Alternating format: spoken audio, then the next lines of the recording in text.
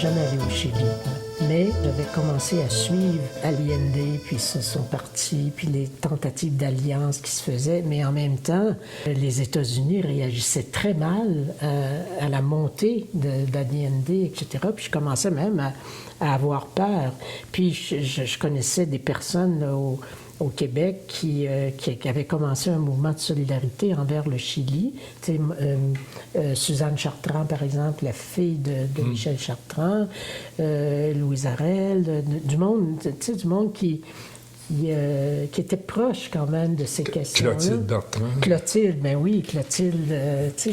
Alors, j'étais à la clinique communautaire de Pointe-Saint-Charles, puis on était très proche là, de ça. Et je me souviens, quand j'ai appris que Allende venait d'être assassiné, où on disait qu'il s'était suicidé à l'époque, j'étais dans le sous-sol chez mes parents à Longueuil, et puis mon père, il me dit, c'était un communiste, Là, je pense que... Moi, je suis partie à pleurer parce que je pense que j'aurais sauté au visage. Je ne l'aurais pas fait. Mais j'étais tellement en colère contre sa réaction. Tu sais.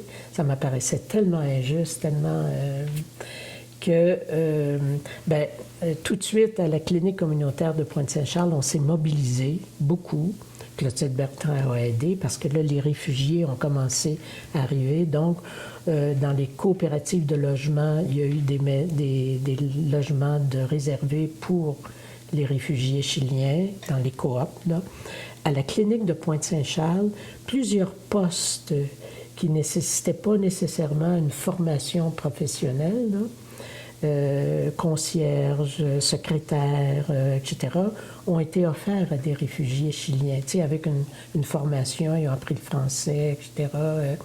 Le dentiste, Juan Pereda, c'était le premier dentiste à la clinique qui était chilien quand il est arrivé. Et tout ce monde-là, les Chiliens qui arrivaient à la clinique, nous apportait un degré de politisation qu'on n'avait pas, nous autres. Tu sais. Alors, dans les réunions du personnel, ils s'exprimaient, ils parlaient, puis ils étaient proches de leur expérience. Ils venaient de sortir du Chili. Ils devaient être émotifs, là. Émotifs, bien sûr. Tu sais, non, ça a été... puis Clotilde a été très, très, très, très proche de tout ce monde-là.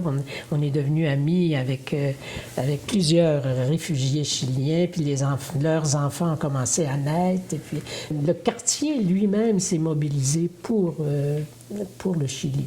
Il n'y a jamais eu de cette espèce de paroles qu'on entend aujourd'hui. Ils viennent voler nos jobs.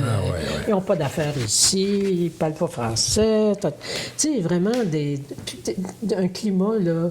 Ça a été au contraire, il y a eu des parties, des fêtes, ils étaient toujours là. Et je suis allée dernièrement là, au service funéraire d'une mère, toute une famille chilienne ici, Dora. Puis là, on retrouvait tout le monde. Donc, il y a eu cette solidarité-là, qui n'était pas de la coopération internationale, là, tu sais, qui c'était à un niveau politique. C'était carrément un niveau politique que ça se faisait.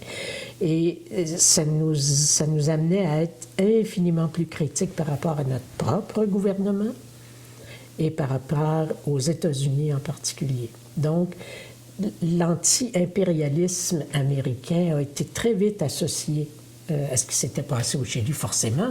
C'était commandé par la CIA. Puis, la CIA, ITT, la compagnie. Là, puis, alors, tu sais, ça a été une première blessure, je dirais, personnelle, entre guillemets, là, qui m'a fait comprendre, même si j'étais jamais allée au Chili, j'y suis encore jamais allée, mais à quel point on était dans un monde complètement injuste par rapport à plusieurs peuples. Tu sais.